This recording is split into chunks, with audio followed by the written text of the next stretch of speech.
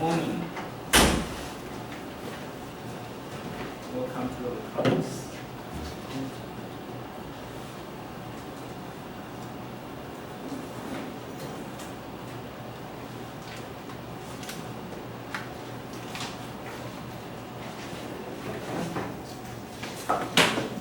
Everybody is looking forward to finish this class.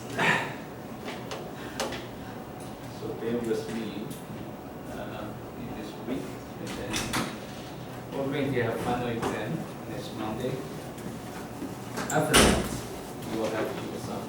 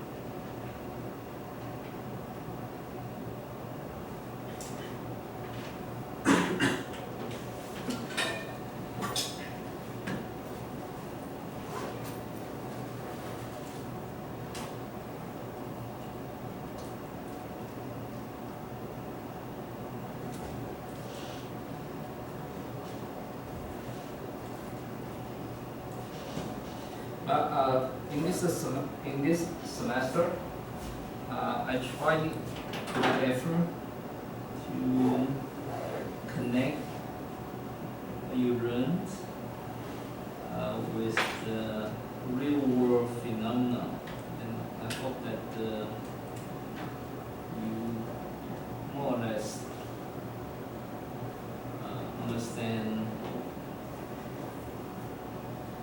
that the material, in fact, is closely related to what you see every day, and that is the purpose for being an engineering student, right? You basically want to consolidate the knowledge to real-world product or real-world applications. So you see that we went through a major effort for you to see, for example, polarization of light by using polarizer. And then we showed the diffraction and grating, the constructing interference, and so on. So we move into a topic that we want to properly describe this laser beam. Okay, and that is the whole thing we've been talking about since last week, and also today, and later I'm hoping that we'll move into optical signal processing. Okay, but if you look into the stock market right now, AI is the main topic, and from the data, among the data becomes the tremendous. And people talk about combining electric signal together with optical signal. So now you have the advantage, you have the knowledge to really promote something that is tremendously important today. All right, so let's come back to look into how we describe a laser beam Well, basically, we write down some expression that we feel that it makes sense to us. Well, we use a lot of plane wave to describe optical phenomena, but in fact, a plane wave does not quite exist because a plane wave carries an infinite amount of energy. So we write down some expression that have some cross-sectional area. So basically, this envelope is going to have a transverse coordinate x, y, and then you have a propagation along z direction. All right. So this makes sense to you, right? And then if you plot the oscillation of the electromagnetic field, then you see that the envelope of it, in fact, change over distance. So this also makes sense to you because if you look at the laser spot on the wall, it's bigger than when you look at the laser spot right here. So this means that the spot size will grow. Okay. So you write down some sort of trial solution, and then make sure that this is the solution of the Helmholtz equation, because Helmholtz equation comes from the wave equation, comes from the Maxwell equations. So everything has to be consistent with the Helmholtz equation if we talk about a single frequency radiation, because the Helmholtz equation has the assumption that you are dealing with a single frequency radiation. Okay, so this Sean, does this make sense to you when we describe a laser beam? Yeah, the key is that wow, this envelope is going to be a function of the transverse coordinates. There's a finite area associated with it, right, for laser beam. So this makes sense to you. So then, if you look at this envelope usually will just be a slow function compared with this oscillation. So intuitively, this is going to be acceptable to you, right? It's fast oscillation, and then this is the envelope. So the slope of this envelope given by this derivative is going to be much smaller than the fast oscillation. Okay, the slope of this fast oscillation is going to be this amplitude divided by roughly wavelength, because the distance is for one oscillation is wavelength. All right, we got it right. So if you compare this two, this is going to be much smaller than this one. All right, so this becomes a mathematical tool to derive the exact solution of this. Okay, based on this, the physical intuition and the practical situation, then we're in a position to figure out what this is based on this Helmholtz equation. So this is the rationale behind this derivation. All right, so I can jump to the conclusion we had last time. So the envelope field, after you adopt the assumption, the approximation is not an assumption, it's an approximation fit to the real case. And then you start to write down this kind of spherical wave. In fact, it's a paraboloid wave, except that this radial curvature is a complex number.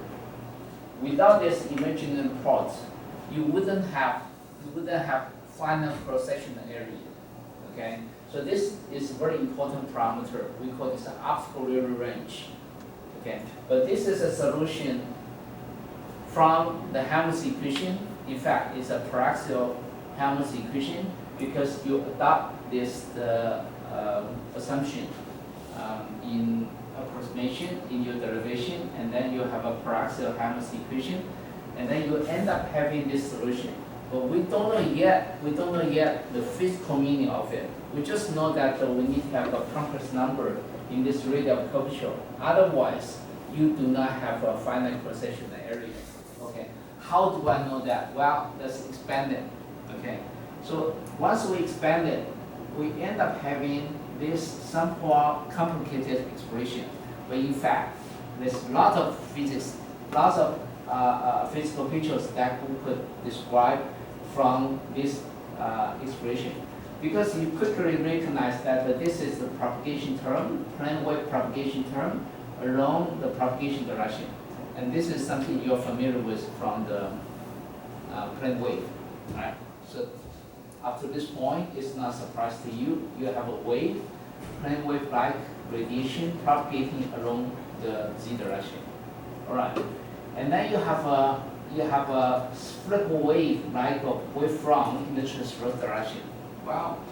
Of course, because once this propagates to a long distance, then the wavefront is going to behave like a split wave. Okay, and that's an additional phase term right here that will describe it. Okay, but then the next thing is that you create a finite spot size along the transverse direction, and this is what we want. Well, without this, you won't be able to properly describe a laser beam, because the laser beam has a finite cross-section area, and this term is responsible for that. Okay, so if we just plot this in MATLAB and then with mesh plot, you see that the right at the center, the intensity is quite high, and that is the west location of the beam. And then if you walk away from the center of the west, then you start to have the reduced intensity. But then the beam size becomes larger. So you see that the beam size of this is larger than this, but the intensity drop. Okay. So this is the reasonable result from the solution of the Helmholtz equation. Well, let me tell you that the Helmholtz equation is the result of the Maxwell equations. And then there are many solutions associated with the Helmholtz equation. This is not the only solution. We use this solution just because it's reasonable. Okay, it's reasonable. So whatever solution, whatever you see from this laser, has to satisfy the Maxwell equations. Okay, but the Maxwell equations, in fact, predict a lot more solutions, and so you could also produce a different solution and try to engineer the radiation. That is also a valid approach. Okay, but when we produce the laser from a laser resonator, then we pick up the solution that best describes the phenomenon. So this is the logic that we are using this solution. All right. So if you look into the west, the beam radius, it grows with the distance. Okay, it grows with the distance, and every optical range is going to grow with a square root of 2 increase in the radius of the beam radius. So this this variable then we'll call beam radius, because this comes from this expression. Okay, and then you see that this W in fact describes the beam radius of this Gaussian beam. Because this is a Gaussian dependence, we call this Gaussian laser beam. Okay. Another thing is that we can identify the smallest beam radius. We call it west radius. When this z is equal to 0, when this z is equal to 0, this beam radius is going to reach the smallest value, and this is relevant to the optical range of the laser beam, okay, given by this expression. So don't forget that in fact initially it comes from this very simple expression. Okay, it comes from this very simple expression, and then we start to generate R, W, Goyo phase, and so on, and then once you generate those, the W0, radial curvature, and so on, then everything becomes transparent in physics. Okay, because we expand the very simple solution into this form, and then we start to recognize that every parameter has its physical meaning. Okay, for example, when you just look at into this, you recognize that hey, this is the beam radius because this is in the Gaussian term. Okay, and this is the propagation of the plane wave phase along z direction, and this is the radial curvature, the geometric radial curvature of the laser beam. Okay, when you look at this, you identify the physical meanings of those variables. Okay. Well, so the geometric radius of the curvature is given by R, and it's properly proportional to Z. When Z approaching infinite, basically it's just the plane wave. So this term disappears. Okay, so this is Gaussian laser beam. And mysteriously, there's a Goyo phase in the end of this expression, and there's a finite value associated with it. It runs from minus pi to pi. Okay, this additional term comes from the solution of the Gaussian laser beam, and there's a physical meaning associated with it that comes from the mixing of the phase for a lot of plane wave components propagating off axis. Okay, when you propagate a wave of axis, there's an additional phase generated on the axial direction, and that is a Goyo phase. Okay, and when I was a graduate student, in fact, I used a lot of plane wave to synthesize this Gaussian beam, and then I understood that this term comes from the axial phase of those off-axis plane wave. So that is a very rigorous statement. It's not just the speculation, it's a rigorous statement. Okay. So with this, you can completely describe a laser beam like this. Okay. But in fact, this is just the fundamental mode derived from the Helmholtz equation. Okay, from the parallax Helmholtz equation. So in the later part of this lecture, we'll talk about high order modes. Okay. Right, and so this is the mysterious variable coming from this complex radial curvature. Now you see that it play a very important role in describing a Gaussian laser beam, and specifically is related to the west radius. Specifically is related to the west radius of the Gaussian laser beam. So when you have a laser beam, well, you cut it, and then you identify that hey, the cross-section area here is the smallest. Then this will be the west. But for young people like you, your west is the smallest. But for old men like me, my west could be bigger. So the description is more relevant to you, not to me. Okay. But this is the term that when you have the smallest spot size, then we call it the west of the laser beam. Okay. If you know the west of the laser beam, then you can determine this optical ray range. And of course, you know the wavelength of your laser beam. All right. So if you can just determine the west of the Gaussian laser beam, you can determine this variable. And then this optical ray range is going to decide a lot of things for you. Look at this. The beam radius as a function of z is scaled by this optical ray range. The radial curvature is relevant to this optical ray range. And the Goyo phase is scaled by this optical ray range. So given a west radius, you get this optical ray range.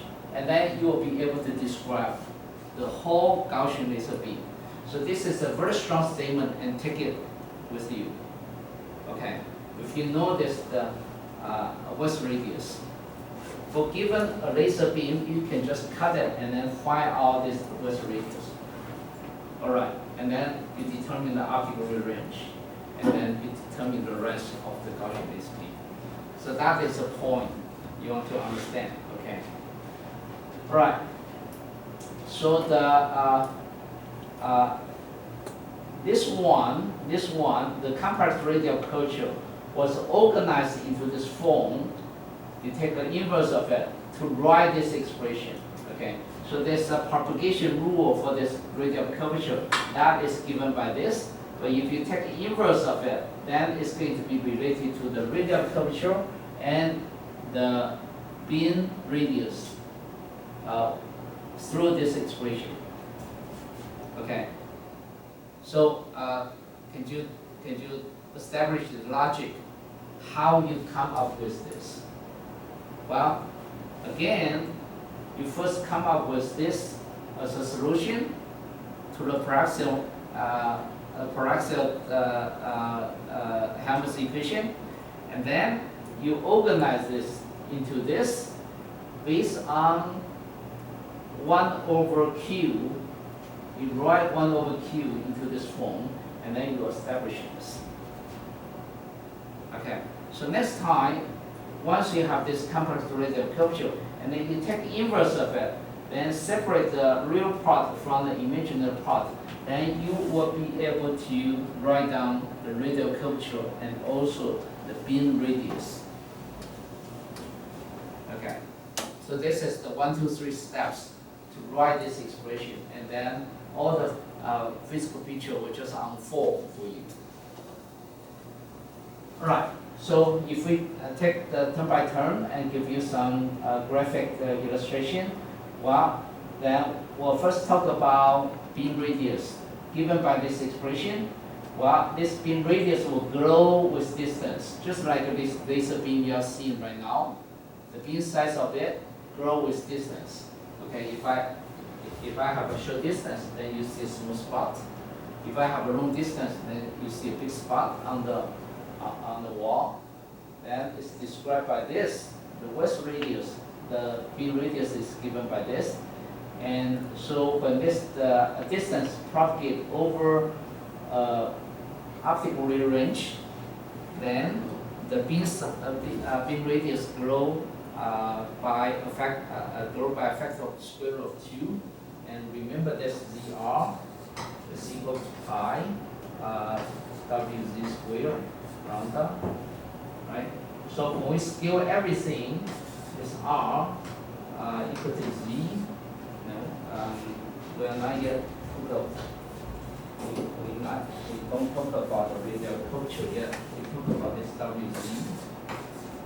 We grow from the smallest value to 1 plus Z, VR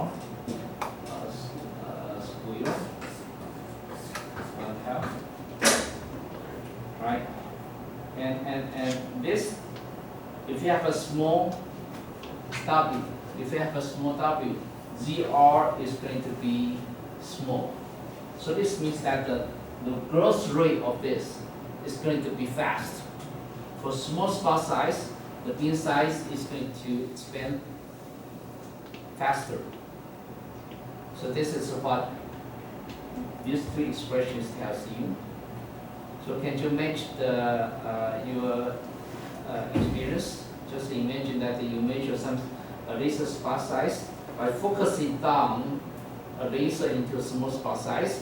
Then afterward, after propagation, the spot size can grow really big because you have a small value of ZR from this small spot size. Which one you got it, right? And it makes sense to you. Well, whenever you have a theory, compare the experience in your life. And then if it's consistent with your observation, then we say this is reasonable. And this is the physics that we talk about everything, right? When you focus something into a small spot, and the spot size, after the propagation, the spot size is going to grow fast. So this is what happens in this diagram. All right, and then sometimes we like to know the angle, the propagation angle, the divergence angle of the beam. Then take the spot size divided by this distance. Take the radius divided by this distance. Then you get tangent of this angle. But in the paraxial approximation, everything propagates with a small angle. Then you take out the tangent and then just write this theta. And then you end up having this result. The diverging angle is proportional to the wavelength. Well, this matches to the diffraction theory. If you have a longer wavelength, then the beam diffracts faster. All right, sure, you understand that, right? Makes sense to you? And then it tells you that if you have a small spot size, then the angle also becomes bigger. And you notice that a very important a very important optics theory can be found from this expression. If you have a theta 0 multiplied with W0, then you end up having something that is a constant, only relevant to this reference. So for Gaussian laser beam, for in general for optical radiation, if you multiply the divergence angle with the radius, then you end up having something that is conserved. No matter how you propagate this radiation, if you multiply divergence angle and the spot size, you end up having something that is conserved. And this set a very strong limitation to the applications of optical radiation. Okay, you cannot reduce this to 0 if you have a wavelength. So then you understand that if you want to focus something to a very, very small spot size, you need to have a small wavelength. And this is why TSMC want to use EUV for lithography, because the wavelength is much shorter. So it's easier to focus it to a very small spot size, or it's easier to have a small spot size to propagate over a long distance. You want to keep this value small when you do your applications. Okay. All right. Is there any question? I tried a lot of effort try to connect the knowledge to some real-world applications. I hope that you can appreciate that. All right. Whenever you have a concentrated energy, then that's a good location to do your application, right? We need to use the energy to do applications. So this will be a good region to do application. And this region, we define this to be a 2 optical range. We call this depth of focus. Okay. So in the future, if you heard something about the depth of focus of a laser beam, then it tells you that there's a region where the energy, the power is concentrated, and it's roughly 2 optical range. For the power outside this optical range, the power is not going to be concentrated, and the intensity could be too low for applications. All right, and then there's a Goya phase, the mysterious phase I mentioned, that changes from minus pi to pi. If we do some phase-sensitive application, then you have to take into account this Goya phase, okay? Because when you do interference, that is phase-sensitive, then you need to know exactly the phase for your interference.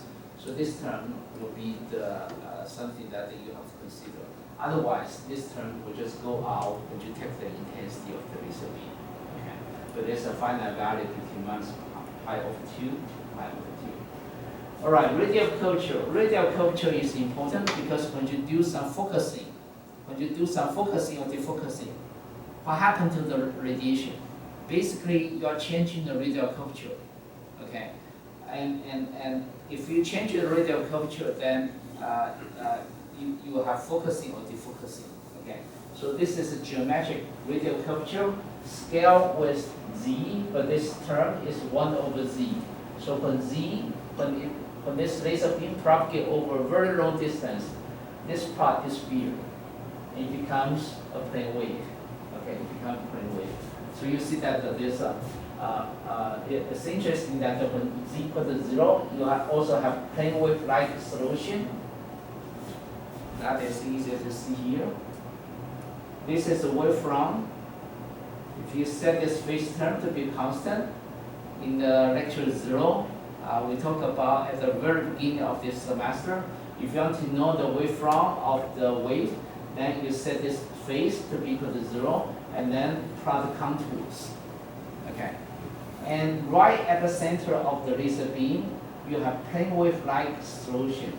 This is wonderful because a lot of theories, a lot of applications will argue from the plane wave's point of view. So this means that if you put your application at the center of the Gaussian laser beam, then you can still use the plane wave solution you derive from the theory. Okay. So this is nice. And another thing is that when this the z is approaching infinite, then this wavefront will also become a plane wave because the when this z approaching infinite, this r also approaching infinite, and this is consistent with what you understood before, right? For plane wave, for a spherical wave, propagating to some infinite location, then the wavefront is so big. If you just take a look at the wavefront, it appears like a plane wavefront. Okay, so this is the cartoon that you can understand about the radial curvature. All right, what else? Laser intensity. Well, we just talked about that the beam size will increase over distance. So this is sort of the envelope of the Gaussian beam. I plotted this in my lab several years ago, and so this illustrates that the beam size, the beam radius right at the focal spot or west radius, or at the west, then you have the highest intensity. But then once the beam size grows with distance, then the intensity will drop. Okay, intensity will drop given by this term, given by this term. This is a function of z, and become bigger and bigger, the intensity will just drop. All right, so this is if I cut this beam, for example, if I cut this beam at a certain location, you find the highest intensity at the center, and then you have a Gaussian attenuation of the profile. And we call this Gaussian laser beam. All right. Is there any question so far? We'll move a little bit faster because I try to deliver as much as possible to you. And then I know that you try to, that you hope that I will deliver as little as possible to you because it will be easier for the final exam. So we have a conflicting positions. All right, anyway, so next Monday we're going to have open book. Again, open notes, final exam for 2 hours, and that will finish this class this semester. So everybody is looking forward. Yeah. All right. So you want to earn your freedom, and it's good that Tsinghua University shortened the semester to 16 weeks. Previously, we would have 18. So last year, the students were still struggling with the 18 weeks. In Greece, it's long, so it's until like the final exam is on the 29th of June. Oh. Okay. So until then, you have classes. So your class also, your fall semester also start late. Yeah, it starts on middle of February. Middle of February. Mid of February. How about the fall semester? The fall on October. On October. So you have very long summer break. Yeah, very long. Because in September we have if for example you fail this class, in September you can also have the exam again, so you can pass it in September. I see. But in Taiwan, we start the fall semester on pretty much on September 1st. So now we have like a 2.5 months break for the summer. But it's good that the young people experience different system. I just have a French internship student arriving, and I sent his contact to you too, right? And he told me that in France, the master degree students, at least in his school, master degree students do not quite do research, just take courses. That surprised me. So he was surprised that our undergrad students, in fact, are also doing research through the project course. So in that way department, in my department, all the undergrad students will require will need to do independent study, like independent research project with a professor for 1 year, and then some of them do produce some good research results. It's interesting that people learn from different systems. All right. Anyway, we'll try to have a happy ending next Monday. All right. So this is the intensity reduced over the transverse direction, and this is exactly what we're looking for a Gaussian laser beam solution. Okay. Without this the finite cross-sectional area, then it's not going to properly describe laser beam. But now we do have a solution that tell you these results. All right. So sometimes you need to calculate the power. If you have an expression of the electric field, you can establish the expression of the intensity. Well, this is the electric field. If you take a square of it, then you get intensity. Then if you integrate the intensity over area, then you have the total power. And this is how you calculate your money, right? Power. Everybody is calculating the power and then change it to money. So that this is the calculation that is quite practical for you. You ought to be able to calculate the power of the laser beam. So you do a surface integration, and so you can simplify this result to some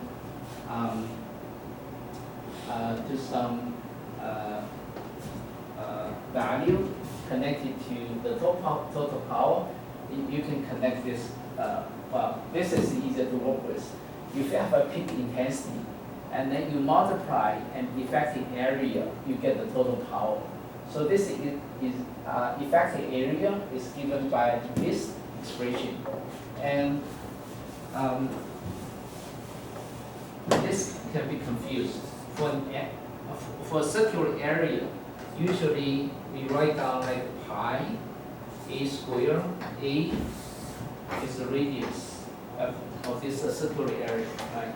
But now we have effective area that is 1/2 pi W0 squared or W squared. Okay. So when you compare this, don't miss this factor 2 in your calculation. When we talk about Gaussian laser beam, it's not exactly a circular area. It's not a hard boundary circular area. It's a Gaussian profile in the area. So there's a factor 2 here from the average. Okay. So this is something that you want to be careful. All right. So in the future, if you know the peak intensity of a Gaussian laser beam, you just multiply with this effective area, you get the total power. So this is the easy way to calculate money, because power is money. All right. Yushan, do you like to calculate money? All right. So you love to do this calculation. This is a little bit stretching, but anyway. All right. Is there a way to do calculation for the propagation of the wave? Well, we did it before for split wave. This is something that we learned from chapter 1 or 2. Okay. If you have a split wave, the radial curvature is going to grow with the propagation, and then so the radial curvature is given by this the position divided by the propagation angle, and then you end up having if you propagate in the free space, then you end up having a relationship connecting the radial curvature of your starting point and the radial curvature of your ending point. So we call this the ABCD rule for radial curvature propagation. Okay. So once we have this ABCD rule for radial curvature calculation, we further adopted to do this propagation over some free space, the distance L, then this gives you a proper result, okay? The radial curvature will expand due to this propagation. And then last time, I believe in chapter 2, we also propagate this radial curvature through this piece of length. From this ABCD rule, you end up having these results. Okay. And then when we talk about Fourier optics, we have an independent scheme to verify this. Okay. But from this ABCD rule, the propagation, in fact, is a very powerful concept to get this result. And then we'll ask one question: what if I propagate this with the Gaussian laser beam instead of a spherical wave? Okay. What if I use Gaussian laser beam for propagation? And then we go back to the original solution. Well, we have this for Gaussian laser beam. What do we have for propagating a spherical wave? Well, previously we have this R, geometric radial curvature. We have R, geometric radial curvature. So it's straightforward that I just replace R with Q for the propagate Gaussian laser beam. Okay. So whatever we have before for the ABCD rule, now we just replace this R with Q, then the ABCD rule will be just the same. For spherical wave, you have this result from the last page. That is the propagation rule. Now the Gaussian laser beam, the propagation rule is this. Okay. Remember that we have U equal to G plus dr. Okay, you have this. So if you propagate, then the Q1, Q2 is related to this. And if you send it through ABCD, well, this is the propagation rule through a length. And this can be verified from Fourier integral, that if you just put the Gaussian laser beam into Fourier integral, including focal length through a length, then you end up having this propagation rule through a length. And then for this spherical wave, you have this propagation rule. So for Gaussian laser beam, the propagation rule becomes this. Okay. So this is the direct substitution of R with Q when you do the propagation of the Gaussian laser beam. And everything can be verified through Fourier integral. Okay. All right. So now, previously we learned about ABCD rules. Now we can also use the ABCD rules for propagating Gaussian laser beam. So this is very convenient because for almost all the known optical components, we can generate the ABCD matrix. Okay. Now, for example, this is the one example. In fact, the homework problem, the homework set number 6 was forwarded to you yesterday or on Saturday. That is to figure out the mole inside a laser cavity. Okay, and this is relevant to it. But the important thing is that if we adopt this Gaussian beam propagation inside this cavity with the ABCD rule, we will be able to reconstruct the stability criteria for a resonator. Okay. So now previously we talked about ABCD for plane wave. Now imagine that you have a laser cavity that established a Gaussian laser mode inside. Okay. And for this laser cavity, you have the ABCD for the unit cell. So I'm making a connection now to chapter 2, I think. Okay. And whatever we learn from the chapter 2 now is going to put into this context. All right. Now, for a laser cavity. A laser cavity means that for resonator, it means that once you have round trip propagation or a unit cell propagation, the radial curvature has to be the same. So basically, you have to reproduce after ABCD unit cell propagation. You have to reproduce the original radial curvature. But now, this time, is the complex radial curvature. Okay, so does this make sense to you? For resonator, there's more inside. So there's a complex radial curvature here, right? After one round trip propagation, it has to reproduce the same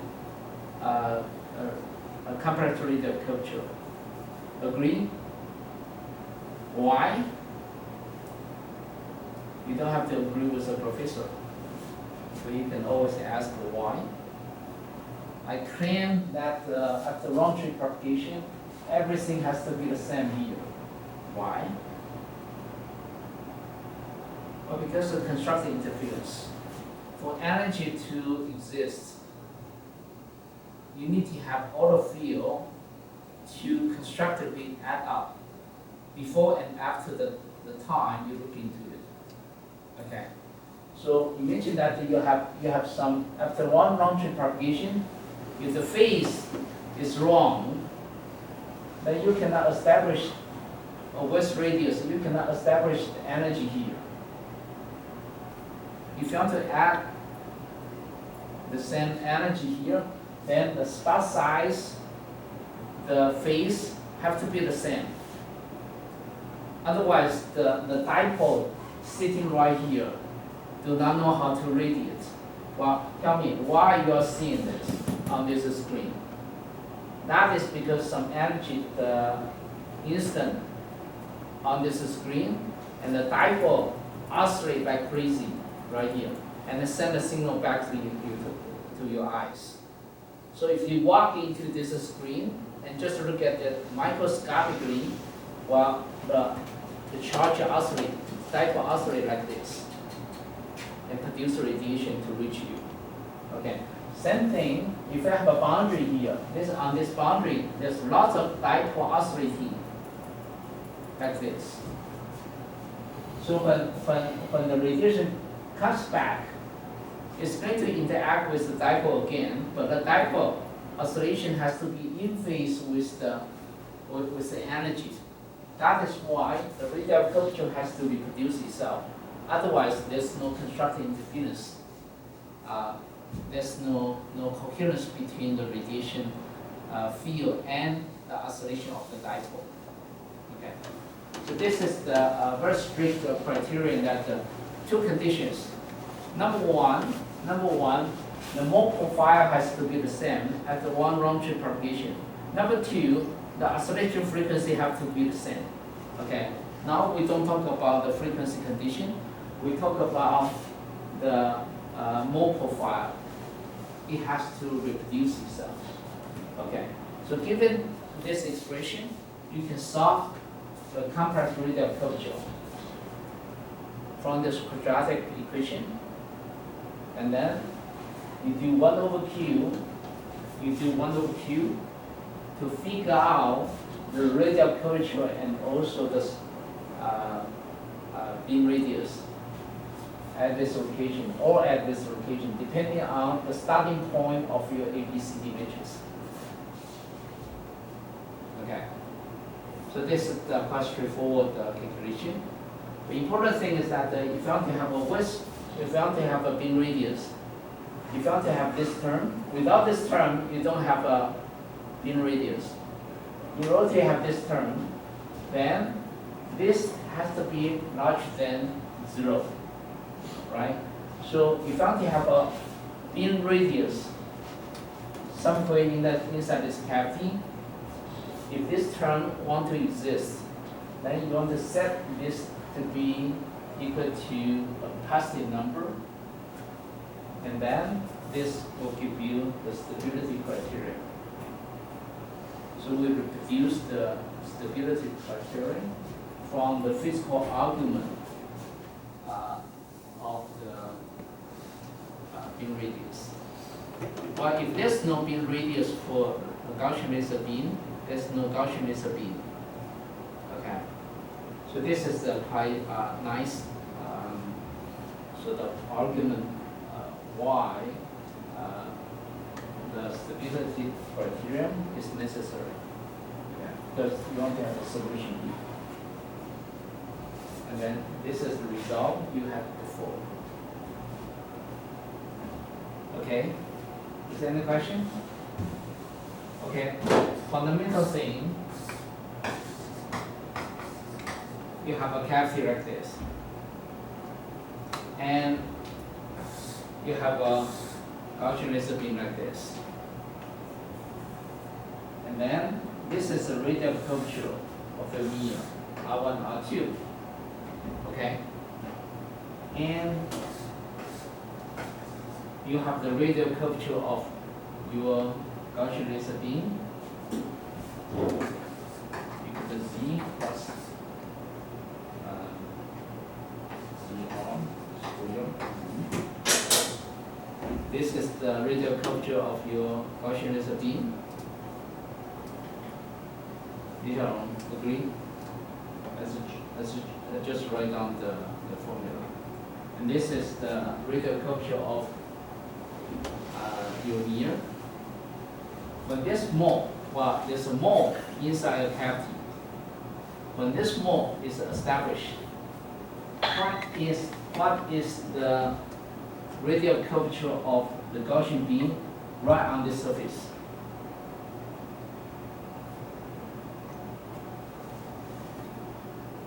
Well, you need to reach a boundary condition. So right on this surface.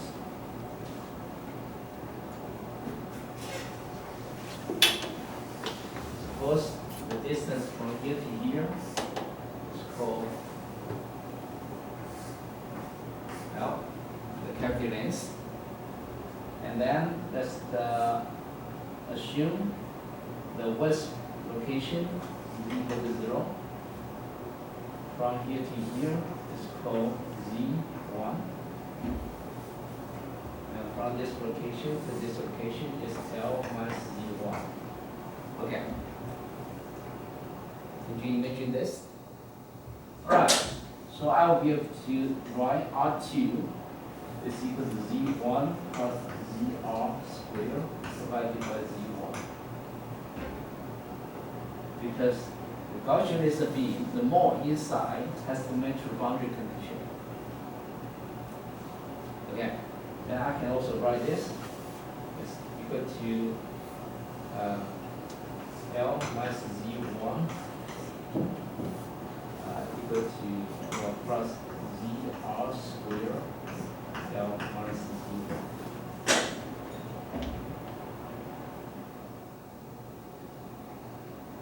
Agree?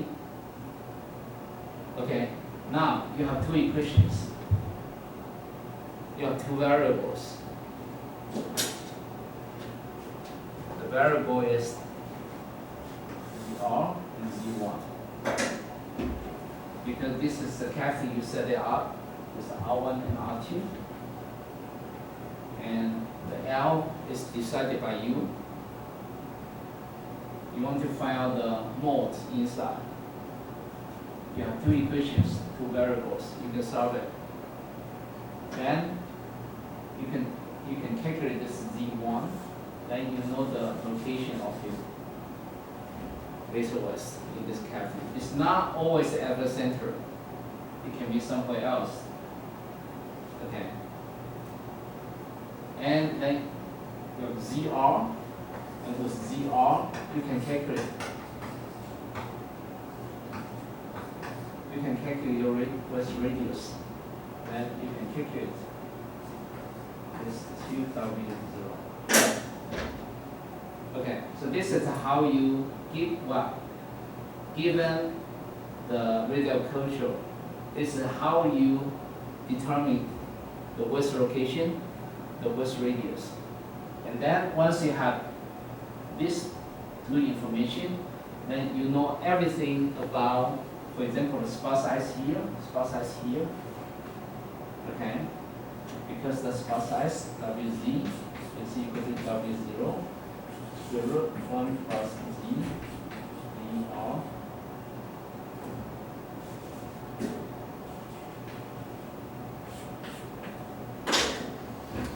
Right. With this, you notice the beam radius everywhere. If you know this dr, if you know this W0. So this is how you solve the problem. Suppose you have a flat mirror here. Suppose you have a flat mirror here, so R1 approaching this. Where is the width location? Well, you don't need to go through this calculation. If you have a flat mirror here, you know that the width location must be here. Because at the width location,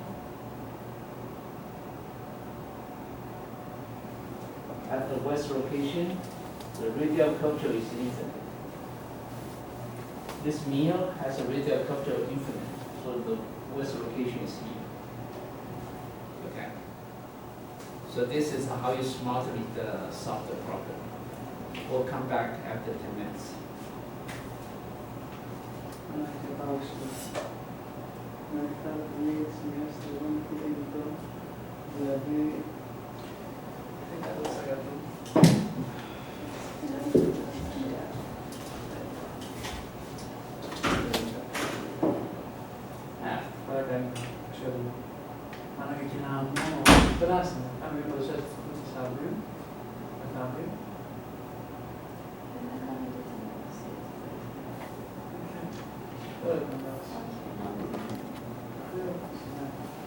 Έχουμε επιλέξει το δω 17 από το άλλο, 10 από το πρώτο, είμαστε ήδη στα 35. Πάλι στην 20, στην 15, έτσι όπως είναι, παρουσιάσεις του άτομου. Βάλε και μετά την παρουσίαση κάνα 10 από το άλλο. Αλλά και αν δεν το περάσουμε αυτό, αν δεν στεριάζει. Μετά από εδώ. Κοίτα, αυτό στα 60 περνάνε, σε 70, δεν μπορώ να καταλάβω. Νομίζω αν είναι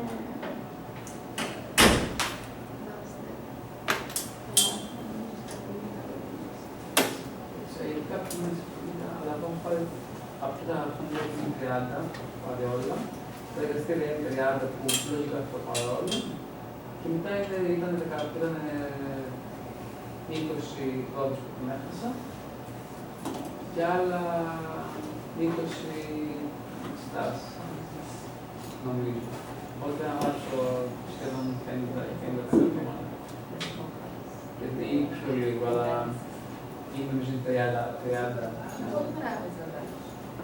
Εκεί δηλαδή, νομίζω είναι κανονικά εξετάσεις και στα ρεζίλα πάντα που έχεις κάνει σημειώσεις ή κανένα τσίπ στην σελίδα. Ναι, δεν κατάλαβα τίποτα. Ναι, σου και επικρίσεις σήμερα που ιδέα δεν έχω.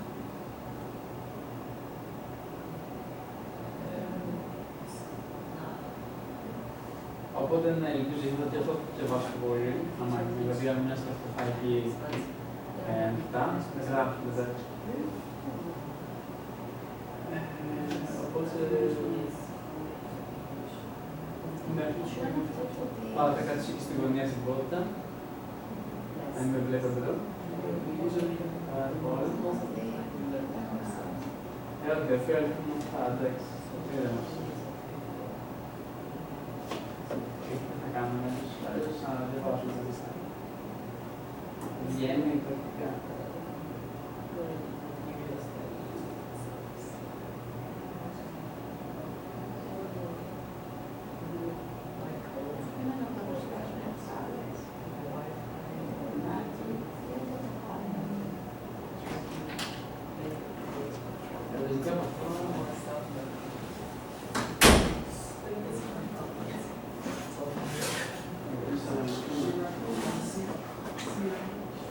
Δεν το έχεις καλά.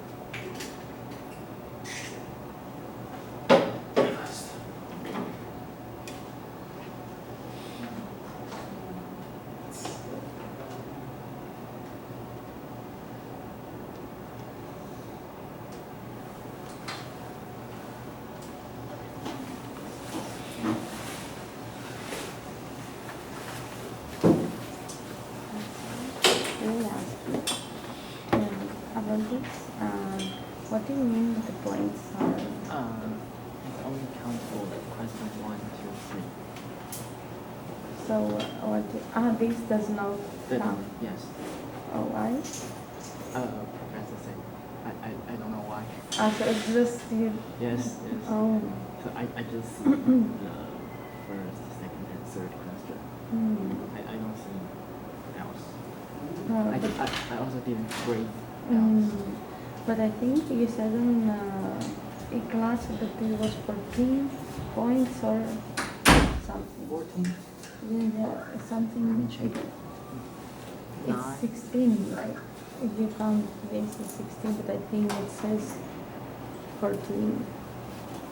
But it's 9 plus 2 plus 5. 16. So this is Yeah, I get it, but I don't know.